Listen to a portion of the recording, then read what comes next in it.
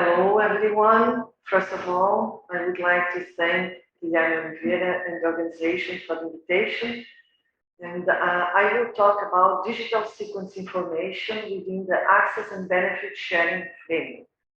I want to start with the origin of these discussions. So, initially, the discussion on digital sequence information genetic resources started from the discussions on synthetic biology. Then DSI appeared as part of the discussions of the 13th meeting of the Conference of the Parties of the CBD in 2016, decoupled from continued synthetic biology discussions. So this hot issue was addressed in COP13, then 2 years later in COP14 in 2018, and now it's going to be addressed again in COP15 that will take place in Montreal in December 2022. At the end of the COP14, there was a decision regarding the establishment of an ad hoc technical expert group on digital sequence information genetic resources. Another important decision was to commission 4 studies. One study on the concept, scope, and current use. Another study on the DSI in public and private databases, and a third study on traceability, and then these 2 studies were combined. And a 4th study that was a fact-finding study on how domestic measures address benefit sharing arising from commercial and non-commercial use of DSI and address the use of DSI for research and development. So in March 2020, this ad hoc technical expert group got together and discussed these 4 studies, these 3 studies. So regarding the scope of DSI, the study 1 defined 4 groups.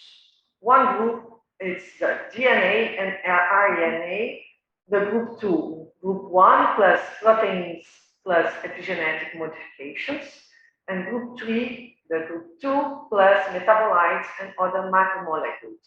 And a 4th group that includes information that is not related to molecular structure or information associated with their acquisition.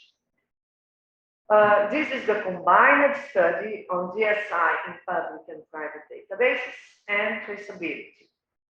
These are the main authors, with the leadership of Amber Schoss from the SMZ, the microbial collection from Germany. And here we have the list of the contributing authors. I had the opportunity to be one of them. So part of these people started the DSI Scientific Network in 2020, and its mission is to contribute to policymakers and other stakeholders' understanding of DSI, its applications and contributions to research supporting biodiversity, conservation, and public health, as well as global benefits of open access to DSI databases. So I invite you all to visit the website of this network. You will find useful information. The members are from all the continents, and currently the representatives of Latin America are from 4 countries, Guatemala, Colombia, Argentina, and Brazil. So this is a paper that we published in the beginning of this year in Nature Communications.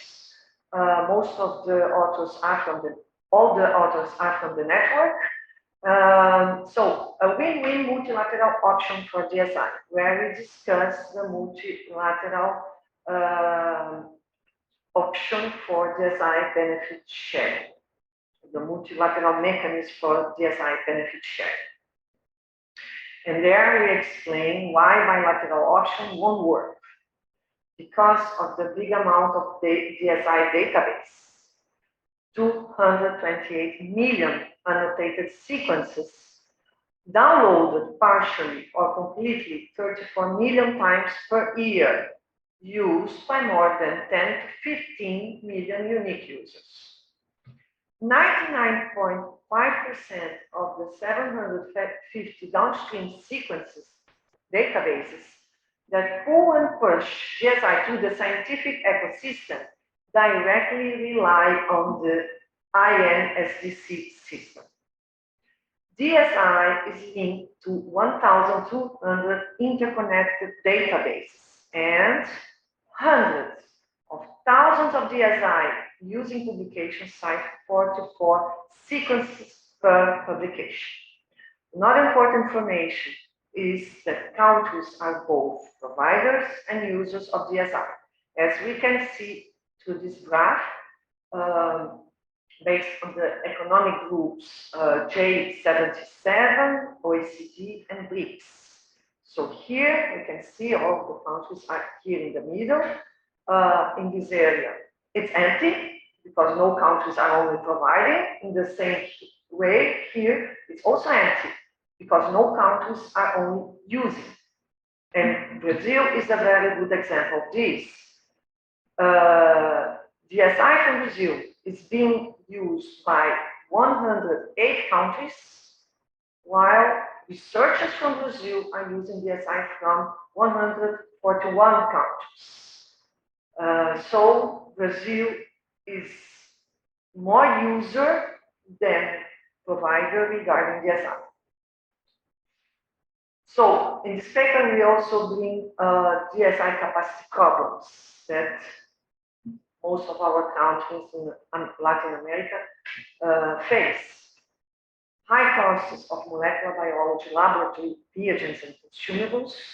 We have problem with the funding terms and conditions that prohibits the technology transfer. A big problem with brain drain. And of course, we have insufficient DSI infrastructure. For example, sequencing centers, IT infrastructure, bioinformatics.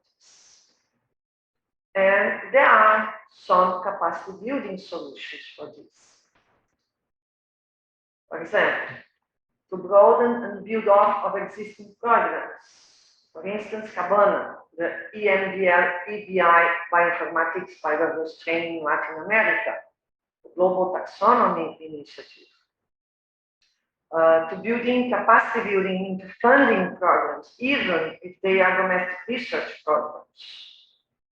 To expand database infrastructure to low and middle income countries, to the partnership with the Global Biodata Coalition, for example, to harness cloud computing, open source software.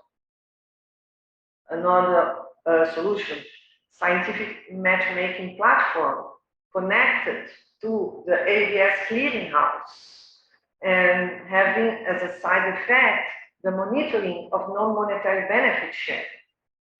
And Global Sequencing Center for Global Biodiverse Framework related research. Now I want to finish my presentation with 5 principles of a win-win multilateral solution. So, first of all, we need open access. We need a decoupled approach. So, open access separated from benefit sharing. Simplicity. The science is already very complicated, so the legal framework can't be. Harmonized. We need a solution compatible with other international treaties and with the physical genetic resources. Biodiversity. Any mechanism needs to effectively support biodiversity conservation, sustainable use, and green growth. These are the Global Biodiverse Framework goals. Then we would have a positive feedback loop, recognizing sovereign rights and encouraging low, middle income countries' participation, for example, through bonus payments. And we need fairness and transparency that can be through the DSI databases, providing data for DSI Global Biodiversity Framework indicators, including report on country of origin, on indigenous people, local community origin, biological origin, for example, plant, animal, pathogen, and other microorganisms, capacity building, users by location. So in our paper, we propose this multilateral funding model for DSI benefit sharing. And I would like to invite you all to have a look in this paper. Muito obrigada, muitas graças, and thank you for your attention. Thank you.